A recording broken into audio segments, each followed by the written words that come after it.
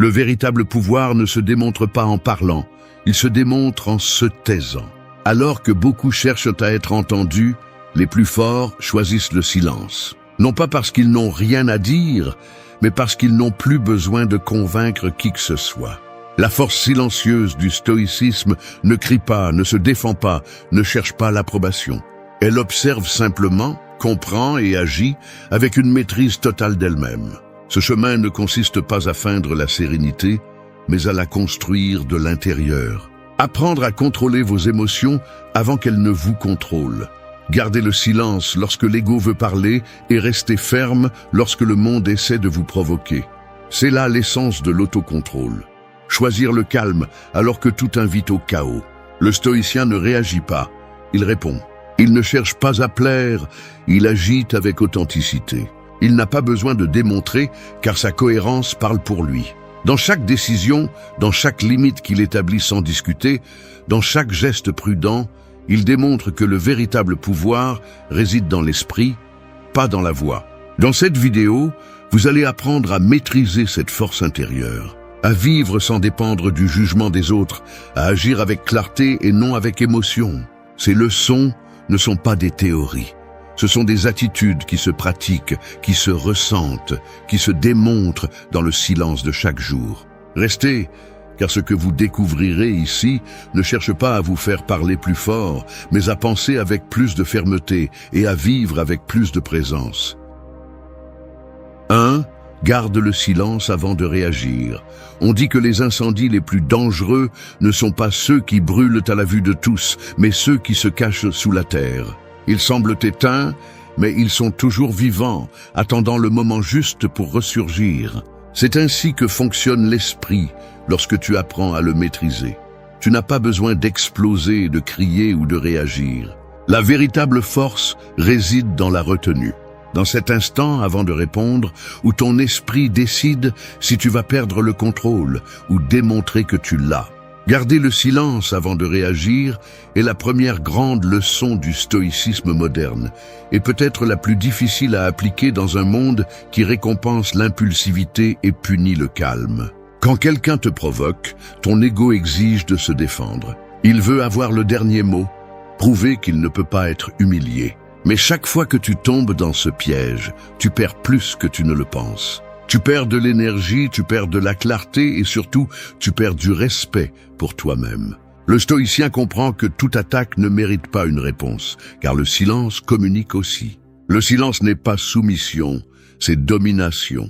Celui qui réagit obéit à ses émotions. Celui qui garde le silence les gouverne. Arrête-toi une seconde avant de répondre. Cette seconde est ton entraînement. L'espace où tu sépares l'émotion du jugement, où tu observes sans t'impliquer. Marc Aurèle le disait avec sagesse, tu peux décider de ne pas avoir d'opinion. Cette phrase renferme une des plus grandes libertés humaines. Tu n'as pas à avoir une opinion sur tout, tu n'as pas à te défendre de tout, tu n'as pas à réagir à tout. La maturité commence quand tu comprends que ne pas réagir n'est pas une faiblesse, c'est une stratégie. Le silence n'est pas vide, c'est contrôle. Garde le silence, même quand tu as raison. Non pas parce que tu ne veux pas être entendu, mais parce que tu choisis ta paix plutôt que ton ego. La plupart des gens discutent pour gagner. Les sages se taisent pour ne pas se perdre eux-mêmes. Celui qui maîtrise sa langue maîtrise son destin. Dans ce silence conscient, tu commences à te connaître, à lire tes propres émotions, à comprendre ce qui te dérange et pourquoi.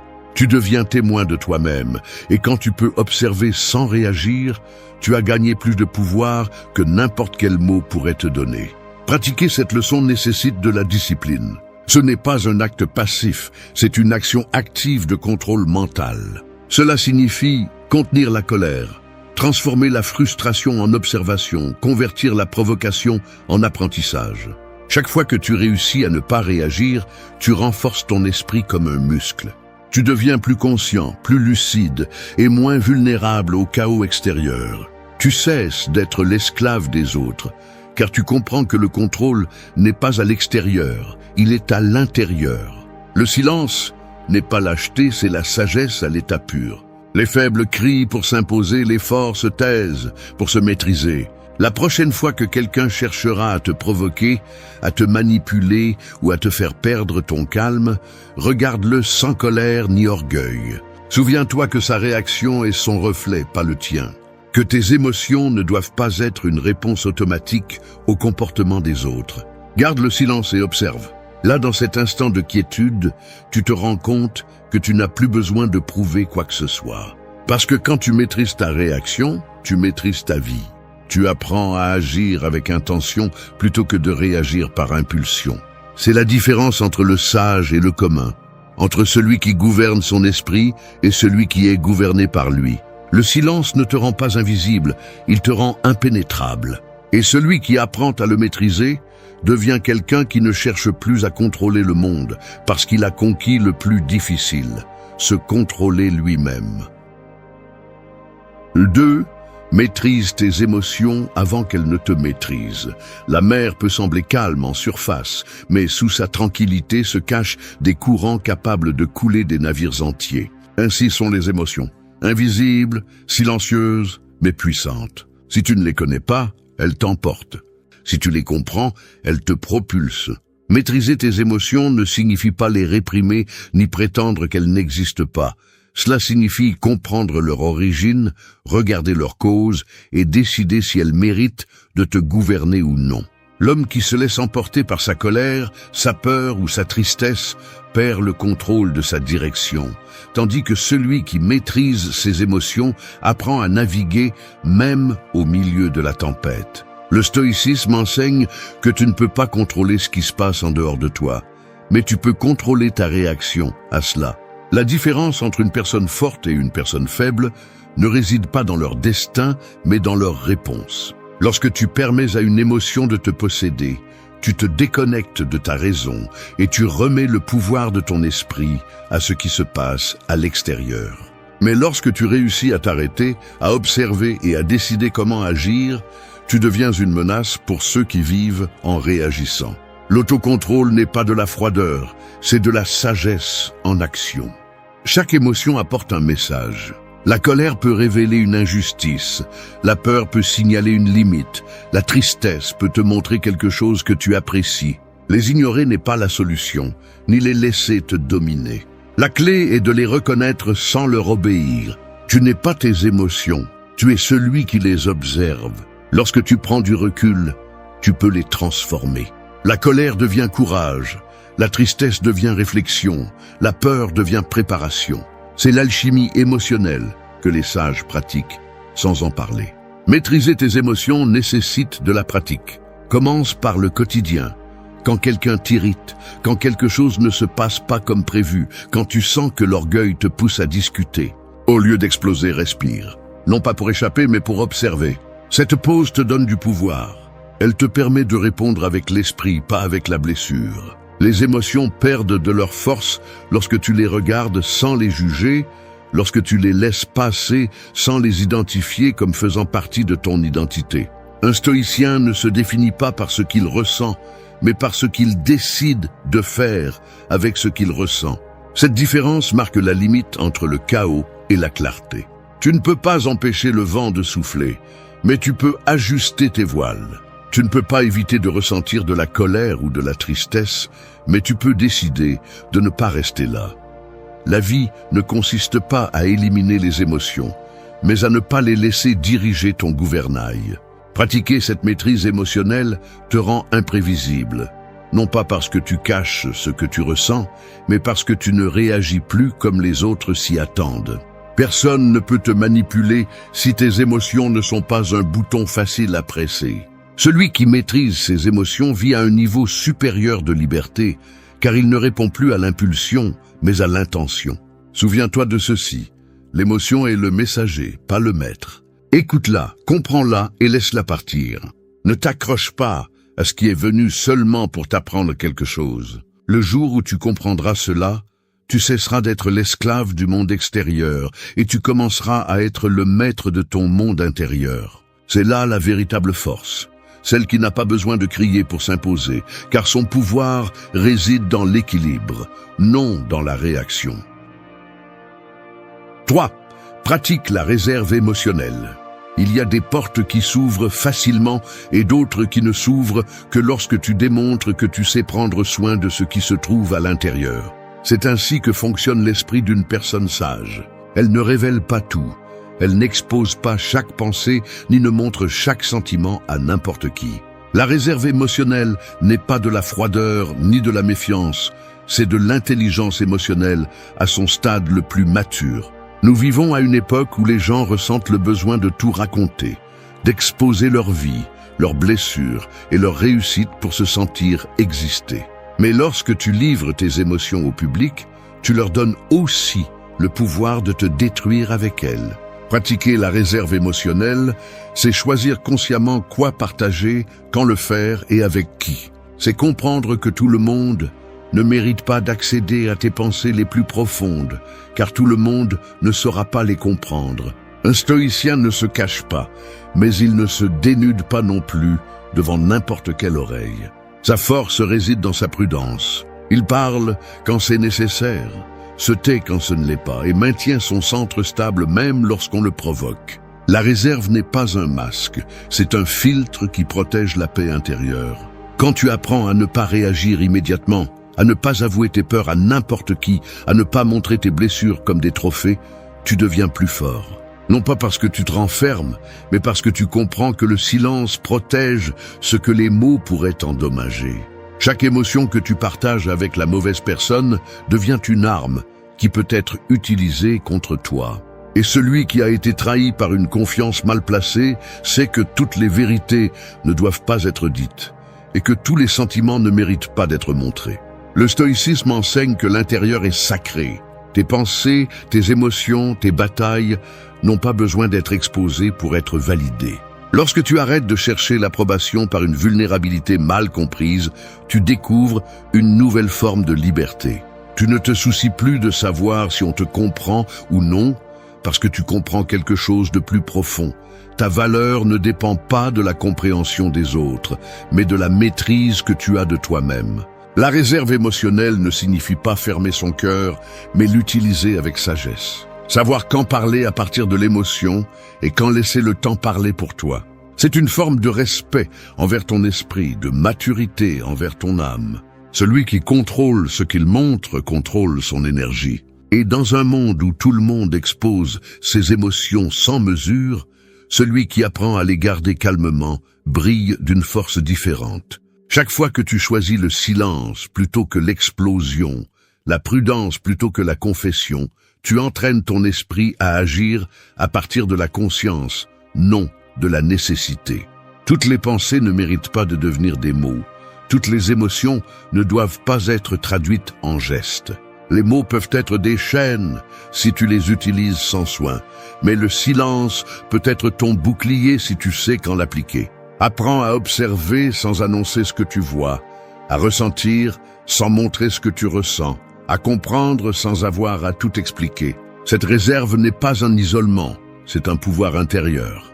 C'est ce qui distingue celui qui se maîtrise de celui qui cherche une validation constante.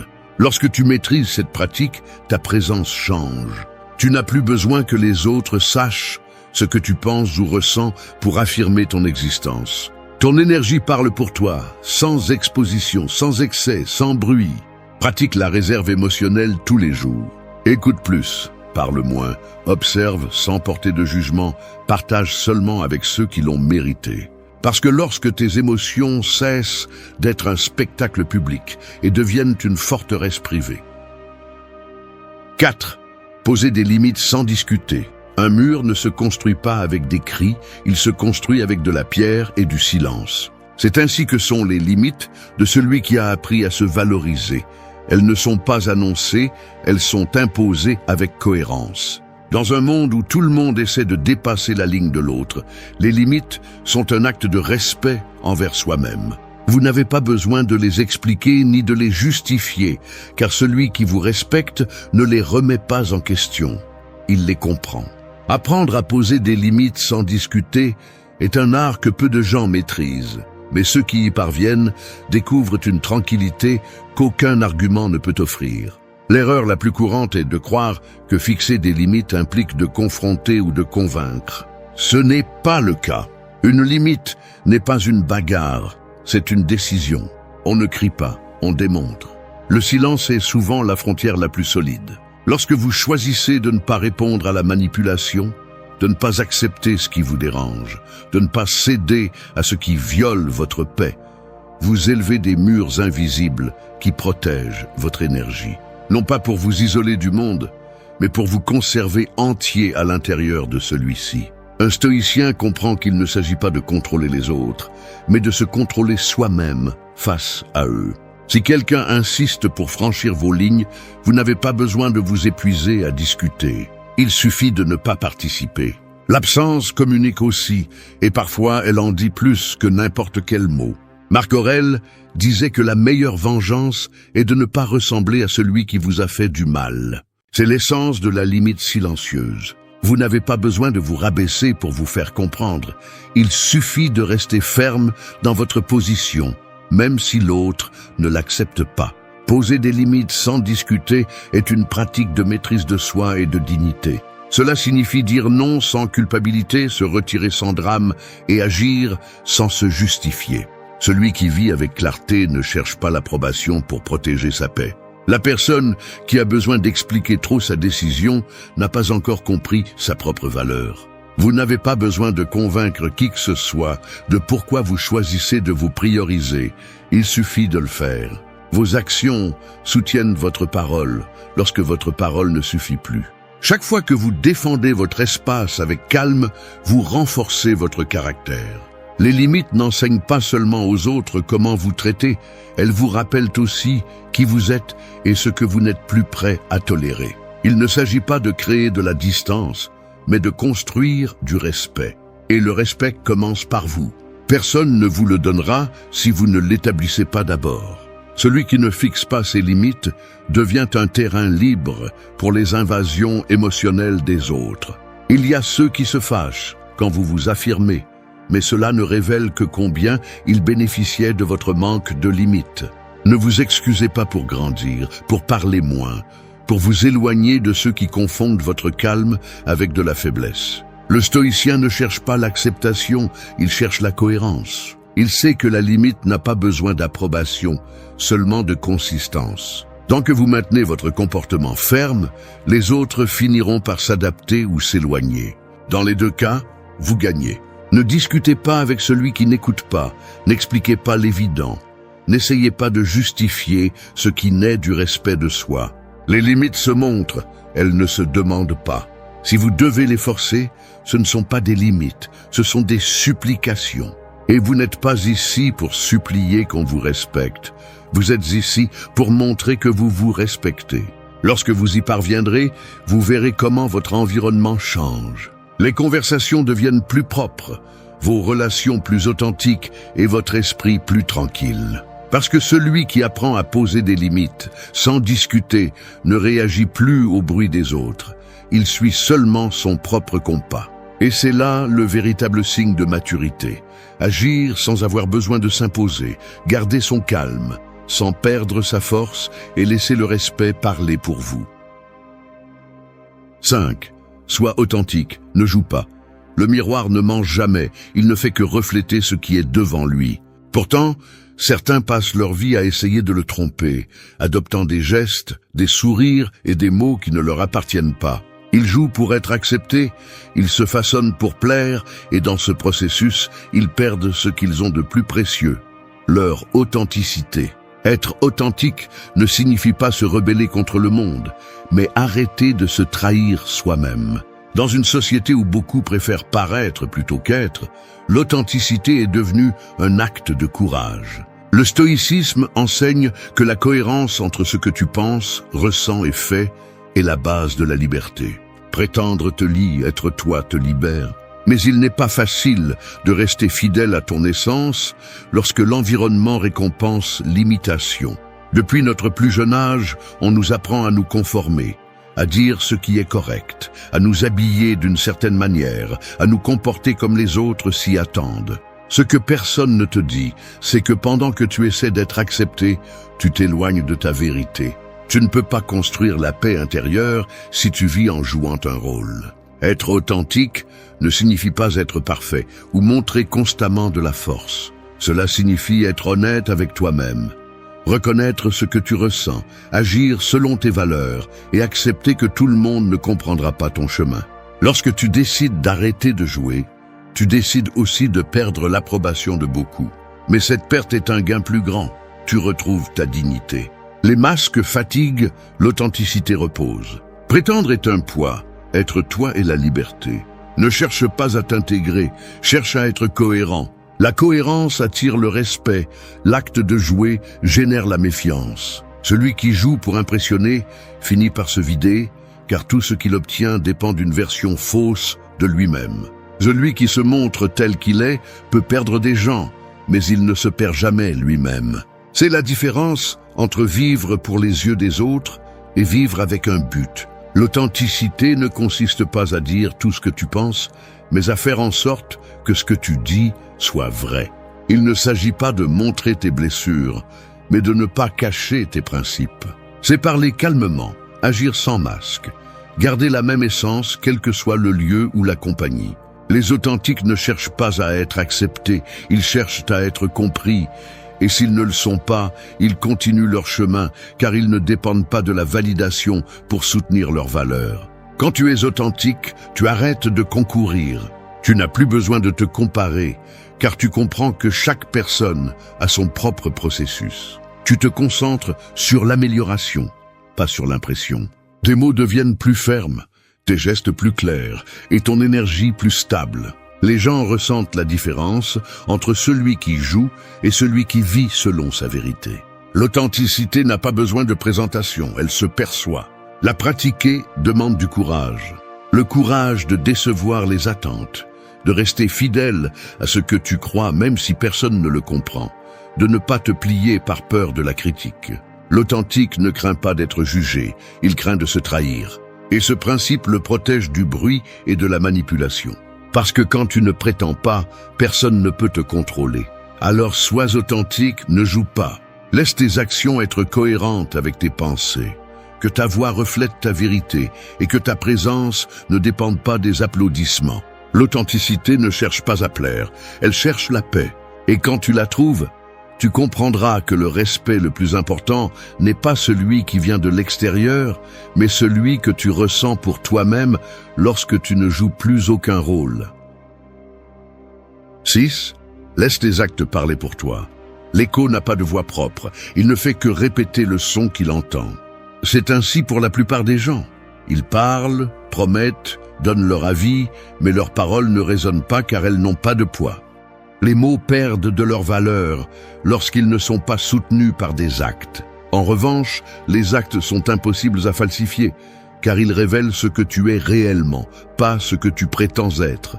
Laisser tes actes parler pour toi, c'est comprendre que la véritable autorité ne se construit pas avec des discours, mais avec de la cohérence. Nous vivons dans un monde où tout le monde parle trop et fait trop peu. Les réseaux, les conversations et les espaces sont remplis d'opinions vides et de promesses que le vent emporte. Mais l'action reste le langage le plus puissant qui existe. Elle n'a pas besoin de traduction, elle ne requiert pas d'explication et elle ne cherche pas l'approbation. Le stoïcien sait que celui qui parle beaucoup cherche à convaincre, tandis que celui qui agit en silence a déjà décidé de son chemin. Laisser tes actes parler pour toi n'est pas être passif. C'est être stratégique. C'est choisir le chemin de la cohérence plutôt que celui du bruit. Quand tu fais plus et expliques moins, ta présence devient plus solide, ta parole plus crédible. Tu n'as pas besoin de justifier tes décisions si tes résultats les soutiennent. Marc Aurèle disait que la meilleure façon de défendre ta philosophie est de vivre selon elle. C'est là l'essence du pouvoir silencieux, agir au lieu de parler. L'action a une force que les mots ne pourront jamais égaler, car elle démontre la maîtrise, l'engagement et le but. Si quelqu'un doute de toi, n'essaie pas de le convaincre, montre-lui ta constance. Si on ne croit pas en tes intentions, que tes actes le révèlent avec le temps. Rien ne désarme autant un sceptique que de voir que tu as peu parlé et beaucoup accompli. Le respect se gagne lorsque tu cesses de promettre et commences à exécuter. Mais il y a un piège à éviter, agir pour être vu. Tes actes perdent de leur valeur lorsque leur motivation est l'approbation. Tu ne fais pas les choses pour prouver que tu peux, tu les fais parce que c'est la bonne chose à faire. La différence est énorme. La première nourrit l'ego, la seconde construit le caractère. Un stoïcien n'agit pas pour impressionner, il agit pour évoluer.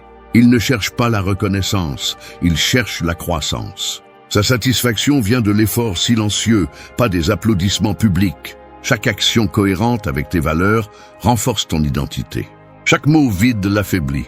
C'est pourquoi le silence combiné à l'action est une formule imparable. Tu n'as pas besoin de dire que tu es discipliné, ça se voit. Tu n'as pas besoin de dire que tu changes, ça se ressent. Tu n'as pas besoin d'expliquer que tu es concentré, tes résultats le crient pour toi. Celui qui se concentre sur l'action n'a pas le temps d'en parler, et c'est là sa force. Laisse ta vie être ton message. Que tes habitudes parlent plus fort que tes opinions, que tes résultats soient ton argument et que ta discipline soit ta carte de visite. Il ne s'agit pas de vivre dans l'ombre, mais de construire sans avoir besoin d'être vu. Les véritables réalisations ne naissent pas du bruit, elles naissent du travail silencieux. Quand tu apprends cela, tu découvres une paix profonde. Tu ne ressens plus le besoin de prouver quoi que ce soit. Tu laisses les autres parler pendant que tu avances. Tu deviens une personne qui inspire sans le chercher, qui enseigne sans parler, qui dirige sans s'imposer. Car dans un monde plein de paroles creuses, l'action cohérente est une forme de résistance. Et ceux qui maîtrisent cet art laissent une empreinte sans faire de bruit, car ils ont compris que le silence de celui qui agit vaut plus que 1000 discours de celui qui ne fait que promettre. 7. Prends soin de ton cercle intérieur. Les racines ne sont pas visibles, mais elles déterminent si un arbre grandit ou se flétrit. Il en va de même pour ton cercle intérieur. Les personnes qui t'entourent sont le sol sur lequel ton esprit repose. Si ce sol est contaminé par la négativité, la critique ou l'envie, ta croissance s'affaiblit, même si tu as les meilleures intentions. Prendre soin de ton cercle n'est pas de l'égoïsme, c'est de la survie émotionnelle. Parce que personne n'évolue entouré de ceux qui ne croient pas au changement. Le stoïcisme enseigne que l'environnement influence l'esprit plus que nous ne l'admettons. C'est pourquoi Marc Aurèle avertissait que l'âme se teint de la couleur des pensées qui l'entourent. Si tu vis près du bruit, tu finis par répéter le bruit. Si tu t'entoures de calme, l'esprit apprend à respirer. C'est pourquoi prendre soin de ton cercle intérieur ne concerne pas la quantité, mais la qualité. Tu n'as pas besoin de foule, tu as besoin de compagnie qui apporte de la clarté, pas de la confusion. Ton cercle n'est pas seulement composé de personnes, mais aussi de ce que tu consommes, de ce que tu écoutes, de ce que tu laisses entrer dans ton esprit. Chaque conversation, chaque contenu, chaque habitude laisse des traces dans ton état mental. C'est pourquoi protéger ton environnement, c'est protéger ton équilibre. Si tu passes du temps avec quelqu'un qui se plaint de tout, tu finiras par te plaindre. Si tu t'entoures de quelqu'un qui agit avec discipline, tu apprendras la discipline. L'énergie est contagieuse, aussi bien la bonne que celle qui te vide. Prendre soin de ton cercle implique de prendre des décisions inconfortables. Tu ne peux pas avancer tout en portant des liens qui ne te renvoient que de la fatigue. Tu ne peux pas garder ton esprit clair si chaque jour tu absorbes le chaos. Il ne s'agit pas de juger, mais de reconnaître que tu ne peux pas sauver quelqu'un qui ne veut pas changer, ni partager ton énergie avec quelqu'un qui ne la valorise pas. La maturité arrive quand tu comprends qu'aimer quelqu'un ne signifie pas lui permettre de détruire ta paix. Un cercle sain n'est pas composé d'admirateurs ou de suiveurs, mais de personnes qui te défient avec respect, qui te corrigent sans t'humilier et qui se réjouissent de tes progrès sans ressentir d'envie. Ces connexions sont rares, mais quand tu les trouves, tu dois les protéger comme un trésor. Le stoïcien comprend qu'il n'a pas besoin de beaucoup, il a besoin de vrai. Il préfère un silence honnête à une foule fausse. Tout le monde ne mérite pas d'accéder à ton énergie. Il y a ceux qui n'apparaissent que quand cela les arrange, ceux qui cherchent tes lumières pour couvrir leurs ombres, ceux qui confondent ton calme avec de la faiblesse. Apprendre à leur fermer la porte ne te rend pas froid, cela te rend conscient. Ce n'est pas de la cruauté, c'est de la sélection. Parce que ce que tu laisses entrer dans ta vie définit la direction de ton esprit.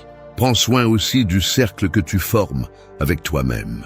Ton dialogue interne fait partie de cet environnement invisible. Si tu te parles durement, tu te flétris. Si tu te parles avec respect, tu fleuris.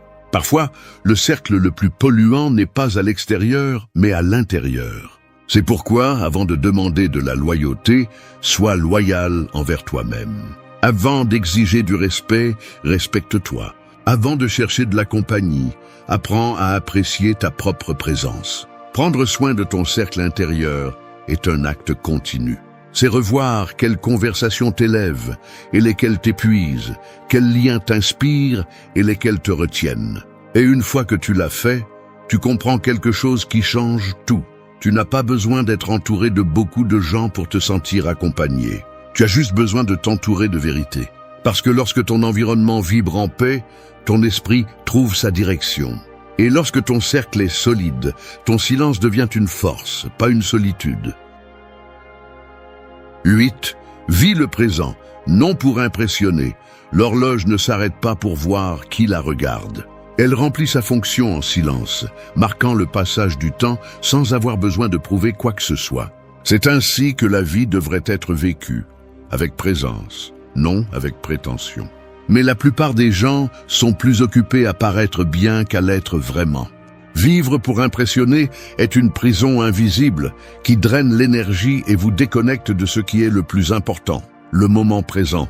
Lorsque tu vis en fonction du regard des autres, tu t'éloignes de ton propre regard intérieur. Le stoïcisme enseigne que la vie se passe maintenant, pas dans l'opinion des autres. Chaque fois que tu essaies de prouver ta valeur, tu perds un fragment d'authenticité. La paix commence lorsque tu arrêtes d'agir pour être admiré et que tu commences à agir pour être en harmonie avec toi-même. Il n'y a rien de plus libérateur que de ne pas avoir besoin d'être vu pour te sentir précieux. Celui qui vit en fonction de la validation des autres vit en esclave du jugement des autres. Celui qui vit dans le présent, en revanche, trouve une stabilité qui ne dépend pas des applaudissements. Le présent est le seul espace où tu peux réellement influencer. Le passé n'existe plus, l'avenir n'est pas encore arrivé. Pourtant, beaucoup sacrifient leur sérénité en essayant de projeter une image, de construire une histoire qui impressionne les autres. Ils cherchent à paraître réussis, heureux, forts, mais ce besoin est une forme de vide. Lorsque ton attention est portée sur la façon dont tu es perçu, tu oublies de vivre ce qui se passe réellement. Tu ne peux pas profiter d'un moment si ton esprit est occupé à penser à comment il sera vu de l'extérieur. Vivre le présent n'est pas te déconnecter du monde, c'est vivre de l'intérieur. Cela signifie savourer la conversation, sans penser à comment elle sonnera, profiter de la journée sans te soucier de la capturer en photo, agir sans penser à qui te regarde. C'est la pureté du maintenant, le pouvoir de l'attention pleine. Le stoïcien comprend que chaque seconde de présence est un acte de maîtrise de soi, une victoire contre la distraction. Quand tu arrêtes d'essayer d'impressionner, ton énergie change. Ton esprit se calme, tes actions coulent, ton authenticité ressurgit. Tu ne cherches plus l'approbation, tu cherches la connexion. Tu ne prétends plus avoir tout sous contrôle, tu reconnais ce que tu ressens et tu avances avec sérénité. Le présent devient ton refuge, pas une scène pour montrer. Et dans ce calme, tu découvres que tu n'as pas besoin de grandes choses pour te sentir comblé. Tu as juste besoin d'être vraiment là, où ton corps et ton esprit coïncident. Il n'y a pas de pouvoir plus grand que d'être toi-même.